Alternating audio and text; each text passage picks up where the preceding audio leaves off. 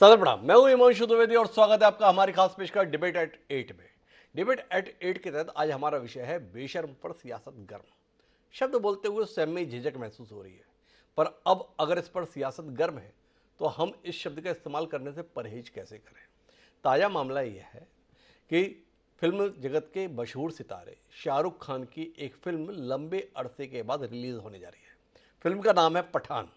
जैसा देश का माहौल है उसमें इस नाम पर भी ऐतराज किया जा सकता है।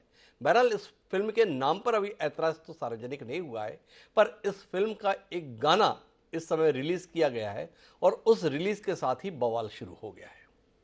बवाल इस बात को लेकर है कि इस गाने के अंतर्गत शाहरुख खान और मशहूर फिल्म अभिनेत्री दीपिका पादुकोण के द्वारा जिस प्रकार से फिल्माया गया उसको लेकर आपत्ति है। खासतौर पर आपत्ति इस बात को लेकर है कि दीपिका पादुकोण ने इसमें जिस प्रकार के कपड़े पहने हैं उनका रंग भगवा है। भगवा रंग के साथ में बेशर्म बोल के साथ में जिस प्रकार से गाने का फिल्मांकन हुआ है उससे तमाम हिंदूवादी संगठनों और भारतीय जनता पार्टी को ऐतराज है।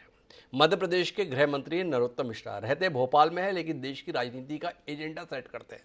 वह रोज सुबह जो कुछ बोलते हैं कुछ ना कुछ ऐसा जरूर होता है जो देश में सुर्खियां बनाता है। आज भी नरोत्तम मिश्रा बोले, खुलकर बोले। उन्होंने ऐतराज जताया कि जिस प्रकार के कपड़े पहने हुए हैं अगर उसमें और इसके बोल में बदलाव नहीं हुआ तो इस फिल्म के मध्य प्रदेश में रिलीज होने को लेकर विचार किया जाएगा। अब नरोत्तम मिश्रा ने जब ये बात कह दी है तो फिल्म मेकर विचार करे ना करे, हम तो कम से कम विचार करें कि इसमें आपत्तिजनक है क्या। क्या ऐसा पहली बार हुआ है जब किसी फिल्म अभिनेत्री के द्वारा कोई भगवा कलर के कपड़े इस प्रकार के पहने गए हों और इसलिए सारा फसाद है, या कुल मिलाकर अब फसाद करना ही है इस मानसिकता के साथ देश चल निकला है तो इस पर भी फसाद हो गया है। हमारे साथ इस चर्चा का हिस्सा बनने के लिए 3 खास मेहमान मौजूद हैं, उनसे आपका परिचय कराएं और फिल्म जगत से जुड़े हुए इस दिलचस्प विषय पर कुछ बातचीत करें। उससे पहले देखिए वो खास रिपोर्ट जो इस मसले पर हमारे साथी ने तैयार की है।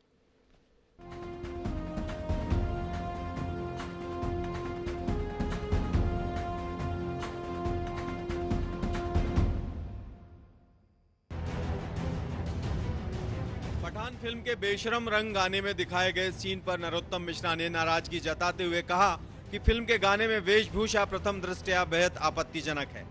टुकड़े टुकड़े गैंग की समर्थक अभिनेत्री दीपिका पादुकोण की वेशभूषा बेहद आपत्तिजनक है और गाना दूषित मानसिकता के साथ फिल्माया गया है। गाने के दृश्यों और वेशभूषा को ठीक किया जाए, अन्यथा फिल्म को मध्य प्रदेश में अनुमति नहीं दी जाएगी। गाने में प्रयुक्त की गई वेशभूषा प्रथम दृष्टया बेहद आपत्तिजनक है। दीपिका पादुकोण जी टुकड़े टुकड़े गैंग की समर्थक रही हैं जेएनयू वाले, उसमें इसके दृश्यों को ठीक करें, वेशभूषा को ठीक करें, अन्यथा मध्य प्रदेश में इस फिल्म को अनुमति दी जाए या न दी जाए ये विचारणीय प्रश्न होगा। नेता प्रतिपक्ष गोविंद सिंह ने भी गाने के सीन पर विरोध जताया है, लेकिन फिल्म में काटछांट करने के पक्ष में नहीं है। उनका कहना है कि ये करने के लिए मजबूर करना अभिव्यक्ति की स्वतंत्रता को हनन करना होगा। अगर किसी ने फिल्म बनाई है, अपनी कला को फैलाव करने का काम किया है, तो उसकी फिल्म को अंश काटना ये एक तरह का तानाशाही का प्रतीक है।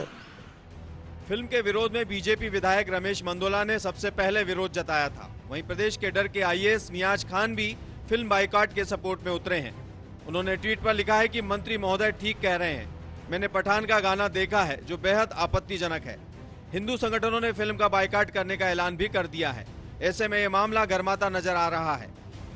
आईएनएच न्यूज के लिए भोपाल से मनीष कांत जैन की रिपोर्ट।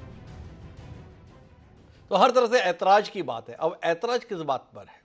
केवल कपड़ों को लेकर है या जो इस फिल्म के अभिनेता हैं उनको लेकर है, फिल्म का जो शीर्षक है उसको लेकर है? आखिर ऐतराज किस बात को लेकर है, समझने की कोशिश करते हैं। हमें समझाने के लिए 3 खास मेहमान हैं। हमारे साथ भूपेंद्र गुप्ता जी हैं, उपाध्यक्ष हैं मीडिया विभाग के कांग्रेस के, वो हमारे साथ हैं। हमारे साथ आशीष शर्मा जी हैं, विधायक है, भारतीय जनता पार्टी के प्रखर नेता है। और साथ ही हमारे साथ वरिष्ठ पत्रकार रमेश शर्मा जी भी हैं। शुरुआत आशीष शर्मा जी से ही करते हैं। क्या बात है आशीष जी, आजकल सब कुछ आप लोग ही तय करना चाहते हैं। इस देश में सेंसर बोर्ड नाम की एक चीज़ है, उस सेंसर बोर्ड के द्वारा फिल्मों के संदर्भ में तय किया जाता है क्या दिखाना है क्या नहीं दिखाना है। पर क्या चाहते हैं आप? सेंसर बोर्ड के ऊपर क्या भारतीय जनता पार्टी का एक बोर्ड बन जाना चाहिए जहां पर फिल्में दिखाकर ही ये तय हो रिलीज हो या ना हो?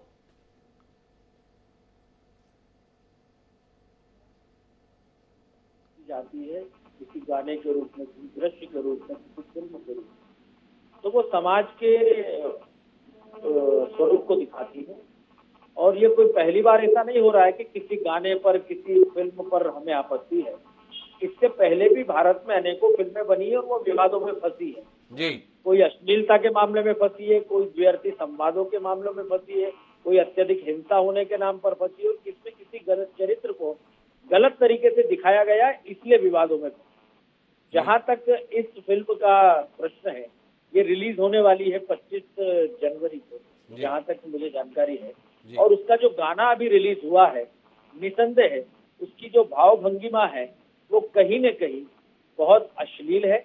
और इसलिए समाज में किस तरह की चीजें आम परिवार के साथ बैठकर देखी जा सके, इसको तय करने का अधिकार सरकार को तो है ही, लेकिन सरकार अगर नहीं ध्यान देती तो भी समाज को, जो समाज का में रहता है, उसको तो ये अधिकार है कि वो अपनी बात कह सके कि इस तरह की चीजों का प्रदर्शन नहीं होना चाहिए। बड़ी महत्वपूर्ण बात कही आशीष शर्मा जी, काम तो सरकार का, वो सरकार ना करे तो ये काम समाज का है। तो आपसे जानना चाहता हूँ कि देश में जो केंद्र की सरकार है वो अपना दायित्व ठीक से नहीं निभा रही, आपकी बात का आशय ये है, इसलिए समाज को ये काम करना पड़ रहा है, इसलिए आप लोगों को मुखर होना पड़ रहा है। ये नरोत्तम मिश्रा जी हो चाहे मैं हूँ, लेकिन हम एक जनप्रतिनिधि होने के नाते एक नागरिक भी हैं, समाज का प्रतिनिधित्व करते हैं, इसलिए हमारी ये निजी राय भी है। और लगता भी हमें कि इस तरह की चीजें फिल्मों में नहीं आना चाहिए। और जब उस गाने में एक लाइन दिखाई गई है, बेशर्म रंग, और उस समय उन्होंने केशरिया वो पहना हुआ है, गारमेंट जो भी पहना है, तो कम से कम जो लोग देखेंगे उनको तो लगेगा कि बड़ा बेशर्म रंग है। इस तरह से करके वो कहीं न कहीं उस रंग का भी अपमान करने का काम कर रही है, जो कि बहुत पवित्र है, जो हमारे साधु सन्यासी। आपको क्या लगता है, ये अनायास नहीं सायास किया हुआ प्रयास है? जैसा नरोत्तम मिश्रा जी ने बोला कि दीपिका पादुकोण पहले भी टुकड़े टुकड़े गैंग की समर्थक रही हैं, शाहरुख खान के संदर्भ में भी अतीत में इस प्रकार के विवाद रहे हैं, तो क्या आप मानते हैं कि ये अनायास अनजाने में हो गया नहीं है, इरादतन किया गया कार्य है, भगवा रंग को अपमानित करने के लिए किया गया कार्य है और इसलिए इसका प्रतिकार होना चाहिए? इस देश में एक बहुत बड़ा तबका ऐसा है जो बहुत लंबे समय से फिल्मों में इस तरह की चीजें डाल रहा है, जिसके कारण कहीं न कहीं हिंदू समाज की एक गलत तस्वीर लोगों के सामने बनती है। किसी मौलवी को, किसी पादरी को बहुत सज्जन दिखाया जाता है, लेकिन पंडित की जब बात आती है तो ऐसा बताया जाता है कि वो बहुत लालची है, या बहुत इस तरह का उसको निरूपित किया जाता है। कई सारे लोगों को इस सेंस में दिखाया जाता है जिसके कारण समाज में उनकी नकारात्मक छवि प्रस्तुत हो। ऐसा भारतीय फिल्मों में खास करके हुआ है। कई सारे संवाद, कई सारे दृश्य, कई सारे गाने, कई सारी चीजें ऐसी लिखी गई जिसके कारण एक वर्ग के बारे में या कुछ व्यक्तित्वों के बारे में, सेलिब्रिटी के बारे में ऐसी धारणा बनने लग जाए कि ये वास्तव में गलत है। तो इस तरह की चीजों में सुधार होना चाहिए। ना ये कुछ ना कुछ इरादतन तो लगातार चला आ रहा है, तो इसलिए इस बात को अनदेखा नहीं किया जाता। भूपेंद्र गुप्ता जी मेरे साथ में जिम्मेदार राजनीतिज्ञ हैं, उनसे समझना चाहूंगा, क्या उन्हें भी ये बात इतनी आपत्तिजनक लग रही है? बोल हैं बेशर्म रंग, कपड़े पहने हुए हैं भगवा, क्या ये एक मानसिकता है? उस मानसिकता को इन शब्दों के साथ अभिव्यक्त किया गया। भूपेंद्र जी, आप इससे इत्तेफाक रखते हैं या आपकी कोई और राय, कोई और नजरिया है? देखिए, जहां तक सृजनशीलता का सवाल है जी, मध्य प्रदेश की सरकार तो ढोल पीटती रही है पिछले लंबे समय से कि वो इसको जो है एक फिल्म स्टेट बनाना चाहते हैं, फिल्म सिटी बनाना चाहते हैं। लेकिन लगातार मध्य प्रदेश में जो है फिल्मों को लेकर जो नकारात्मक वातावरण बनाया जा रहा है, आप देखें आश्रम फिल्म के खिलाफ जो है बहुत जरा ढोल बजाए, मजीरे बजाए, लेकिन उसकी जो है शूटिंग मध्य प्रदेश में होने दी। तो क्या ये जो है फिल्मों पर दबाव बनाकर जो है कुछ वांछित अवांछित लाभ उठाने की नीति पर सरकार के कुछ लोग काम कर रहे हैं, या फिर जो है ये जो है ये इससे संस्कृति का कोई जोड़ है? और ये पिक्चरें जो है एडवांस में जो है कुछ लोगों के पास आ जाती हैं, बखेड़ा खड़ा होता है, और फिर जो है इसी तरह से आदि पुरुष के बारे में भी हुआ, अब ये नई फिल्म हो गई जी। तो जो जैसे कि हम आप बहुत प्रशंसा करेंगे हमारे विधायक जी की कि उन्होंने इस बात को स्वीकार करा कि ये सरकार का दायित्व है जी। और सरकार की संस्थाएं और सरकार ये जो डबल इंजन है, अगर ये अपनी जिम्मेवारी निभाने में असफल होता है तो ये पहली चीज तो ये है कि उनसे जवाब तलब होना चाहिए कि सेंसर बोर्ड क्या कर रहा है, जी। अगर किसी फिल्म में जो है कोई उत्तेजक दृश्य होते हैं तो उसको वो ए सर्टिफिकेट जारी करती है। अगर जो है कुछ फिल्में सामाजिक होती हैं तो उसको अलग तरह के सर्टिफिकेट जारी किए जाते हैं। अगर केंद्र की सरकार क्या इस तरह की फिल्मों को जानबूझकर रिलीज करवा रही है ताकि जो है बखेड़े खड़े हों और एक एजेंडा सेट हो पार्टी का, या उस वो अपने स्तर पर इसकी काट छांट क्यों नहीं कर रही है? और भूपेश दूसरा जी, दो मेरा अलग आग्रह अलग है सवाल हैं। आप पहले मुद्दे पर आए बगैर दूसरे मुद्दे पर चले गए हैं। मेरा पहला सवाल आपसे ये था, फिर मैं विनम्रता से उसे दोबारा दोहराता हूँ, शायद आप उसका उत्तर देना चाहें।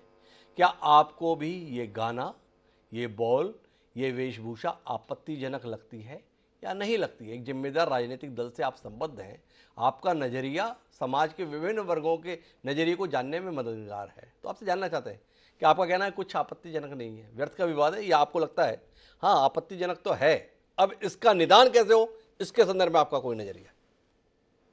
देखिए, इसके लिए स्पष्ट एजेंसी है और अगर देश के एक एक आदमी से इस मामले में राय मांगने लग जाएगी तो सिस्टम ही कोलैप्स हो जाएगा।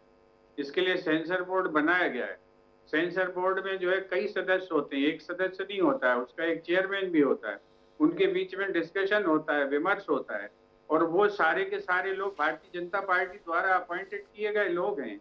जो इनके जो कलाकार हैं, अभिनेता हैं, उन लोगों को उसमें अपॉइंट किया जाता है। भूपेश जी, मैं तो बीच में फिर रोकना इसमें जो है चाहूंगा, विवाद- थोड़ा इसमें एक तकनीकी दिक्कत है। दिक्कत यह है कि सेंसर बोर्ड के पास में फिल्म तब जाती है जब पूरी बन जाती है और देख के वो रिलीज की जाती है। अभी सेंसर बोर्ड के द्वारा इसे सर्टिफिकेट दिया ही नहीं गया है। सेंसर बोर्ड के द्वारा इसमें काट छाट करने का अवसर ही नहीं आया है। अभी तो फिल्म मेकर ने खुद बनाया है, यूट्यूब पे लोड कर दिया है। तो सरकार या सेंसर बोर्ड की भूमिका भी शुरू ही नहीं हुई है। अभी तो केवल समाज के स्तर पर प्रतिक्रिया है।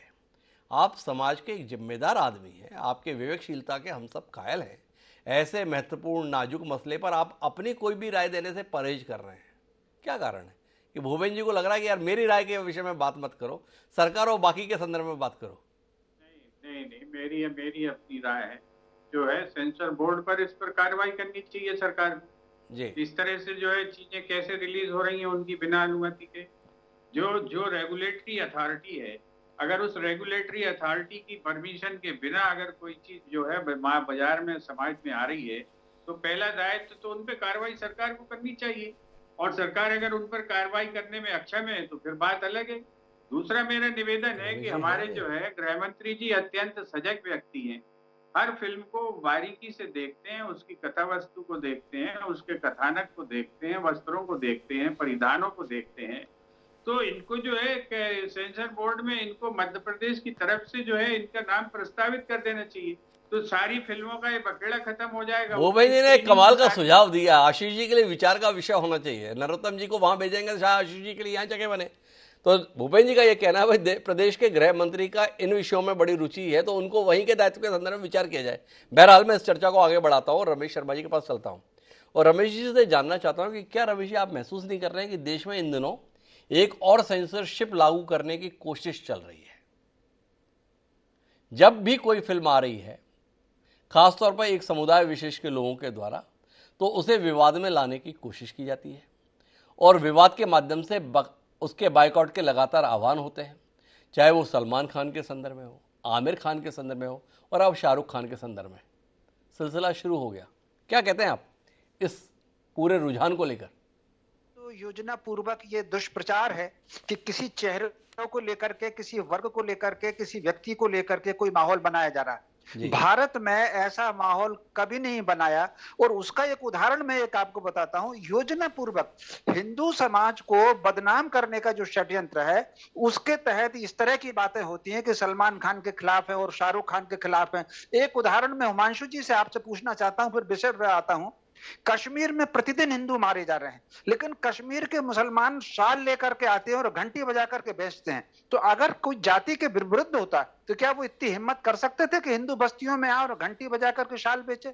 दूसरा उदाहरण बताता हूं मुझे योजना पूर्वक ये फिल्म, इसका सीन और एक बोल, ये एक योजना पूर्वक षड्यंत्र लगता है। आप अगर देखें तो हिंदू समाज को बदनाम करने और उसका मजाक उड़ाने का षड्यंत्र बरसों से चल रहा है, फिल्मों से चल रहा है। आप मुझे बताइए, आशीष जी ने जो बात कही उसके समर्थन में मैं एक बात और कहना चाहता हूं। ब्राह्मण को जब भी दिखाएंगे तो धोखेबाज 420 दिखाएंगे, ठाकुर को जब भी दिखाएंगे, एक फिल्म तो ऐसी थी कि ठाकुर आया और पूरा गांव उसमें बंद हो गया। किसी वैश्य को ऐसा दिखाएंगे कि जैसे बही खाते में वो हेर फेर करता हो। तो ये योजना पूर्वक षड्यंत्र। और बच्चा अगर डालेंगे तो वो चर्च के पास डालेंगे और मान्यता पूरी होगी तो मजार पर जाकर के पूरी होगी। तो योजना पूर्वक ये जो षड्यंत्र चल रहा है, ये उस षड्यंत्र का हिस्सा है। और गृह मंत्री जी ने जो बात कही, निश्चित रूप से कम कही उन्होंने, बल्कि इस तरह के सीन पर दिखाने पर तो FIR दर्ज होना चाहिए। एक और उदाहरण देना चाहता हूं, किस तरह हिंदू समाज को बदनाम करते, उसका मजाक उड़ाते हैं। राम को अगर बोलेंगे तो रामा, कृष्ण को बोलेंगे तो कृष्णा, योग को बोलेंगे तो योगा, कर्म को बोलेंगे तो कर्मा। आपने कभी देखा कि नबी हुजूर के नाम के आगे, मोहम्मद के आगे किसी ने ए लगा करके बोला हो? हज के आगे ए लगा करके बोला हो? नमाज के आगे ए लगा करके बोला हो? अगर उनको ए लगाने की जरूरत पड़ती है तो राम कृष्ण में क्यों पड़ती है, बाकी जगह क्यों नहीं लगाते? योजना पूर्वक ये मजाक बनाने का जो षड्यंत्र है, मैं समझता हूं उस पर पूरे समाज को खड़े होना चाहिए। और न केवल सलमान खान तो एक आदमी है, इसका बनाने वाला कौन है, इसका निर्देशक कौन है, उन सब पर कार्रवाई होनी चाहिए। अच्छा रमेश शर्मा जी, एक बात बताइए, ये दायित्व तो केवल नरोत्तम मिश्रा जी का क्यों है? क्या ये मध्य प्रदेश के संदर्भ में विषय है? क्या आपकी इस संदर्भ में अमित शाह जी से कोई अपेक्षा नहीं है? क्या आपको नहीं लगता है कि अगर वाकई इतना संवेदनशील विषय है, इतना नाजुक विषय है, हिंदू समाज की आस्था के संदर्भ में जुड़ा हुआ विषय है, तो इस विषय पर प्रतिक्रिया देश के गृह मंत्री की ओर से आनी चाहिए? ये नरोत्तम मिश्रा जी जो है प्रॉक्सी लेकर इस विषय पर हमेशा मुखर हो जाते हैं, इस पर भी कुछ कहिए। देखिए, मोटे तौर पे कहीं ना कहीं वो प्रदेश के गृह मंत्री हैं, और अगर उन्होंने पहल की है तो मैं समझता हूं, मैं उनकी पहल का सराहना करता हूं। तो कुल मिलाकर के कभी योजना चलती है कि भगवा आतंकवाद फैल गया, अब वो भगवा को बेशर्म बता रहे हैं। तो मुश्किल से मैं समझता हूं ऐसे लोगों पर जो समाज में, मैं अपनी बात में वापस दोहराता हूं, नरोत्तम मिश्रा जी के पहल का स्वागत वो तो ठीक है, पर इस देश में 31 राज्य हैं। क्या इन 31 राज्यों के गृह मंत्री से अलग अलग पहल की उम्मीद करें, या देश के गृह मंत्री के संदर्भ में ये उम्मीद कर लें? इसके संदर्भ में रमेश शर्मा जी कुछ नहीं कहेंगे, केवल नरोत्तम मिश्रा जी के स्वागत करेंगे, या अमित शाह जी से भी उम्मीद करेंगे कि जो नरोत्तम मिश्रा कर रहे हैं वो काम अमित शाह जी को करना चाहिए, तुरंत कार्रवाई होनी चाहिए? नहीं, निश्चित रूप से ये मेरी अपेक्षा गृह मंत्री अमित शाह जी से भी है, और महाराष्ट्र की सरकार से भी है, और सेंसर बोर्ड के लोगों से भी है कि स्वप्रेरणा से उसमें आगे आकर के इस तरह की कार्रवाई करें। तो रमेश शर्मा जी अब बोल रहे हैं कि भाई ये वाली कार्रवाई तो हमें देश के स्तर पर अपेक्षित है। तो आशीष जी से जानना चाहता हूं, कब तक बोझा मध्य प्रदेश ही उठाएगा इन सारी ज्यादतियों के संदर्भ में हिंदू समाज के साथ होने वाली? किसी और के हिस्से में भी कोई भार उठाने के लिए पहल होगी, या सारा दायित्व नरोत्तम मिश्रा जी के पास ही दे रखा है? एक सवाल तो ये है। दूसरा आपसे जानना चाहता हूँ आशीष जी कि क्या इसके संदर्भ में सरकार की तरफ से, 8 साल से इतनी मजबूत सरकार है, इसके बावजूद भी ऐसी कोशिशें सरेआम चल रही हैं? कैसे चल रही है, इस पर भी कुछ बताएं। देखिए, पूरे भारत के विभिन्न कोनों से आवाज उठती है जब भी कोई इस तरह की चीज बाजार में आती है, प्लेटफॉर्म पर आती है। जहां तक बात है इस फिल्म की, तो अभी इसका केवल ये गाना रिलीज हुआ है, उसको भी उसने किसी चैनल पर चलाया है, और ये लाखों करोड़ों लोगों तक पहुंचा है। पूरी फिल्म जब तक नहीं आएगी तब तक उसके बारे में और क्या क्या गलत है उसके अंदर, तब कहना ही ज्यादा आसान होगा। इसलिए पूरे भारत से आवाज उठती है, आसाम से उठती है, अरुणाचल प्रदेश से उठती है, पूरे भारत में जहाँ जहाँ जिसके पास जो चीज पहुंच जाती है उस पर प्रतिक्रिया समाज की आती है, और समाज की प्रतिक्रिया के अनुरूप ही सरकारें काम करती है। निश्चित मैं ऐसा मानता हूँ, कांग्रेस से किसी तरह की सकारात्मक इस मामले पर नजरिए की उम्मीद इसलिए नहीं की जा सकती क्योंकि जिन्होंने क्रूर हिंदुत्व, हिंदू आतंकवाद, भगवा आतंकवाद जैसे शब्दों को इजाद किया हो, वो बेशर्म रंग, वो भी भगवा, उसको कहने में, उनको सुनने में अच्छा ही लगेगा। मेरे ख्याल से जिन लोगों ने ये शब्द इस देश को दिए हैं, वो बेशर्म रंग लाने पर पश्चाताप नहीं कर सकते, वो मौन रहेंगे, वो चुप रहेंगे। और समाज का जो अपमान हो रहा है, हमारी संस्कृति का जो अपमान हो रहा है, जो इस तरह की अश्लीलता घरों घरों में पहुंच रही है, उसको रोकने का काम निसंदेह। आप बहुत नाराज है कांग्रेस से कि कांग्रेस ऐसे नाजुक मसले पर भी मौन है, और हम सवाल कर रहे हैं कि ऐसे नाजुक मसले पर देश की सरकार की प्रतिक्रिया क्यों नहीं है, उस पर आप मौन है। मौन तो दोनों तरफ है ना, देश की सरकार भी और कांग्रेस भी। तो देश की सरकार के मौन के संदर्भ में भी कब तक चुप्पी टूटने की उम्मीद करें आशीष जी? कुछ आवाज पहुंचेगी आपकी?